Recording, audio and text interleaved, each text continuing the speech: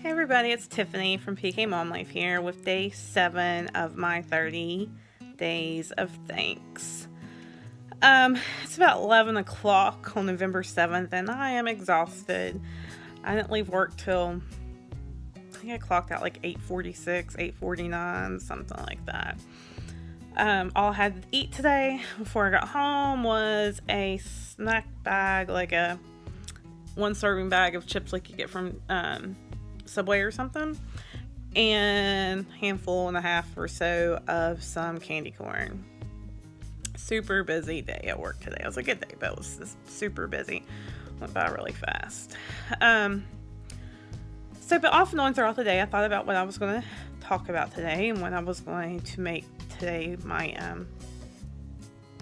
say thanks for today. And I've done my boys. I've done my mom. I've done my stepdad.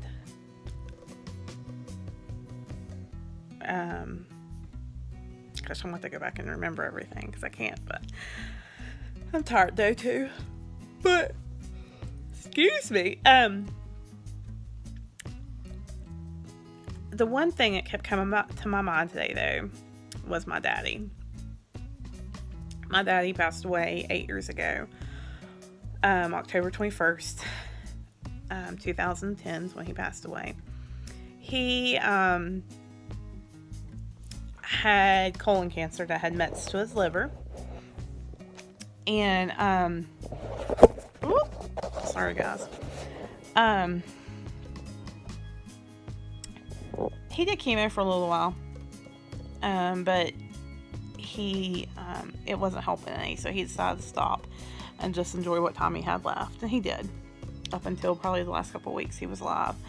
But he would die when he was 54. Yeah, 54. I had just met Mac's husband a couple months. Dad died in October. I met Shane that August before. And it was rough. I miss him to this day. Like, it has not gotten easier. It's not gotten... There's not a day that goes by that he doesn't pass through my mind. That I don't think about him. But I'm so thankful I had him the time that I did. I was in every essence of the words daddy's girl. Up until he couldn't hold me no more when he was sick. I would sit in his lap and he would hold me. He always kissed me on the lips like that. And then he'd lick my nose. I know it sounds so gross, but it was just something my dad did. Because he knew it aggravated me and grossed me out. He called me Squirt. But yeah, I was a daddy's girl. Through and through. Through and through. We were a lot alike in many ways. Very hard-headed and stubborn, and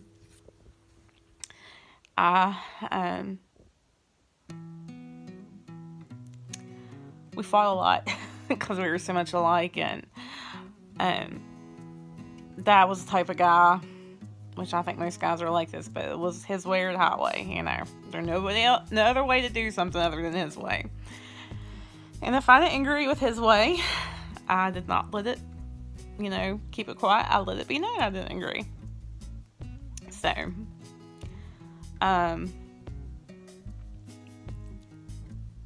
but, I'm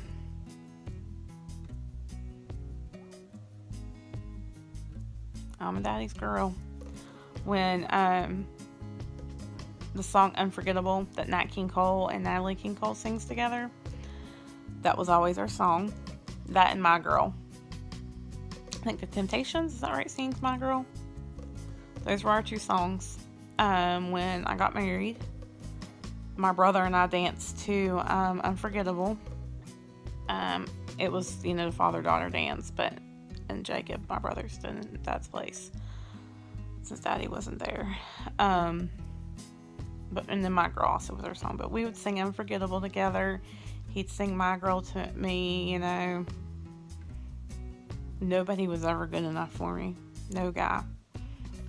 I was always afraid to bring guys home. I mean, like, Shane was probably one of the first guys that my dad actually ever met.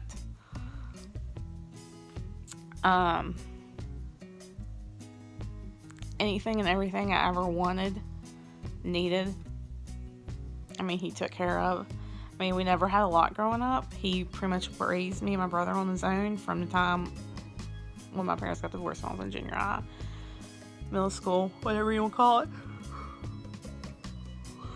And somehow or other, we always had what we needed. We didn't always have what we wanted, but we always had what we needed. And he made sure of it.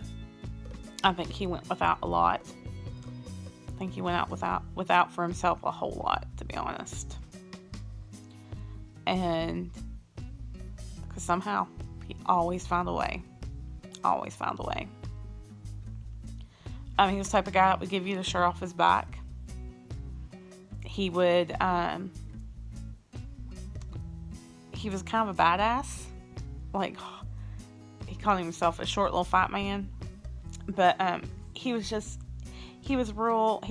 but he was not, he was a bigger guy, but he was more stocky, just like solid, than what he was fat. But he took up for the little guy. He was not one that would, pick on somebody because they were different than him or whatever. He took up for the little guy. And he was the baby whisperer.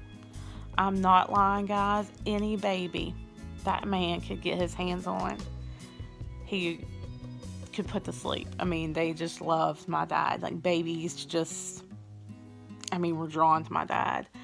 And when my brother's wife had Dylan, oh my gosh, he was so in love with that little boy. So in love. Like, I think he fought longer. Not for me and my brother, but for Dylan. I hate that he's not here for my kids. And that they will never have any memories of him. And even Dylan, I know, like, his memories are probably few and far between. Because he was getting ready to turn 30 when Daddy passed away. And I know he's here with us. But I wish he was here physically too. When I was going through my divorce, I wanted nothing more than for him to be here. And on my really hard days, I want nothing more for him to be here. Heck, on my good days, I want nothing more for him to be here. But I know he's in a better place. There's no doubt in my mind that he's in heaven right now. But man, I wish he was here. Him and Dylan, my nephew, are just this awesome bond. But I know without a shadow of doubt that if he was alive now, him and Keenan, my baby, they're two peas in the pod. Two peas in the pod. He and Keenan, I think, would just be inseparable. Because Keenan is so much like Daddy in so many ways. He's rotten and sweet and kind, and he's just like my dad.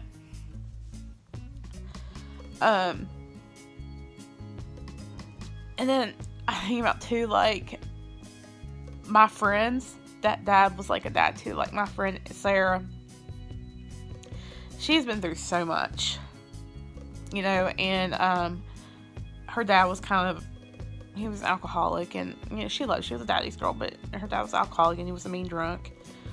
But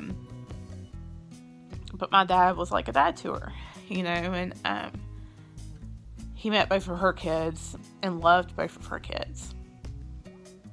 But Emily, my friend Emily, who's the one that just had the baby, her dad was never really in the picture of her life growing up, and my dad was like a dad to her.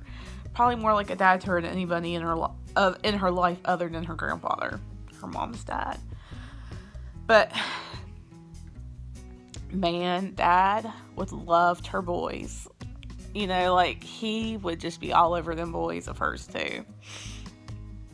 think he'd be mad that none of us have had a girl except for Sarah. Everybody's had boys. But, yeah.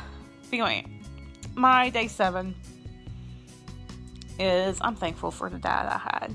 I'm so thankful for my daddy. I had the best daddy anybody could ever ask for. And that is the honest to God truth. I'm going to include a picture of him at the end of this so you guys can see him. The picture is from the fall of 2008. It's like September, October of 2008. We had just found out that his cancer had metastasized to his liver. And I wanted some family pictures done. So a girlfriend of mine, who was also a good friend of the family, she took some pictures of me and my brother and my dad and my sister-in-law and my nephew and whatnot together. So I'll include some of those pictures for you guys to see. So, but anyhow, I thank you guys for watching. Please, if you're interested in seeing what my rest of my 30-day of thanks are, make sure you hit that subscribe button. And if you want to, please comment down below a memory that you have of a special of your dad. Yeah, just of your dad or a man that in your life that was like a dad to you. And give me a thumbs up, okay? Thanks for watching.